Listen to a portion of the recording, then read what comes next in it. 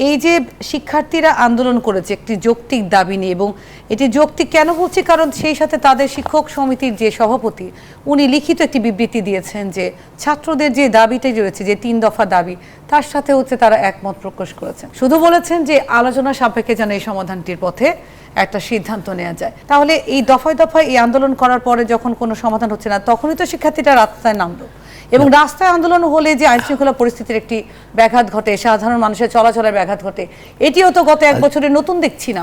তো জনজীবনে স্থবির হয়ে পড়ে, মানুষের অর্থনৈতিক ক্ষতি, যে চিকিৎসার ক্ষতি। আপনি অনেকে বিশ্ববিদ্যালয়ে বা স্কুল যাত্রী ছিল, পড়াশোনার জন্য যারা যাচ্ছিল, সবার অবর্ণনীয় দুঃখ, কষ্ট এবং অবর্ণনীয় ভোগান্তির মধ্যে পড়েছে। সরকার এই সমস্যা তৈরি হওয়ার আগে সমাধানের চেষ্টা করা উচিত। এরা তো বলেছে যে তারা সরকারের কাছে জানিয়েছে।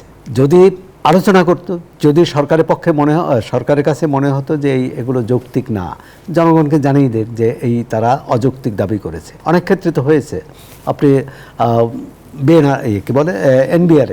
এনবিআরে তারা আন্দোলন করেছিল, সেই আন্দোলন তারা আন্দোলন বন্ধ করেছে, এক ধরনের নির্বাহী আদেশই বন্ধ করেছে এবং তাদের বিরুদ্ধে ব্যবস্থা নিয়েছে সরকার।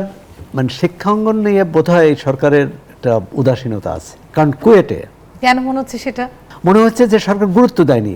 এতগুলো শিক্ষার মতো গুরুত্বপূর্ণ আর বিষয় কি আছে? খাদ্যের পরই শিক্ষা। হ্যাঁ, জোটে যদি একটি কবিতা আছে না, যে জোটে যদি মোটে একটি পয়সা, খাদ্য কিনেও ক্ষুধার লাগে, আর দুটি যদি জোটে সেটা ফুল কিনে নিও। আমরা ফুলের সাথে যদি শিক্ষাকে মেলাই, তো এই সরকার এতগুলো কমিশন করলো, শিক্ষা কমিশন করলো না। তার শিক্ষায় তারা সমস্যার সংকট দেখতে পাচ্ছে না। শিক্ষায় পরপর দুইজন উপদেষ্টা আসলেন। আমরা ভাবলাম যে নতুন উপদেষ্টা আসার বোধহয় পরিস্থিতির উন্নতি হবে, হলো না। কিন্তু তারপরও আমরা আশা ছাড়তে চাই না। আর বাকি 6 মাস আছে, এই 6 মাসের মধ্যে শিক্ষাঙ্গনের একটা স্থির অবস্থা থাকবে। আজকেই কালের কণ্ঠের শিরোনাম ছিল কিন্তু যে শ্রেণীকক্ষের চেয়ে রাজপথেই হচ্ছে উত্তাপ, মানে যে কোনো দাবি দেওয়া নিয়ে। তো এর থেকে বেরিয়ে আসতে হবে।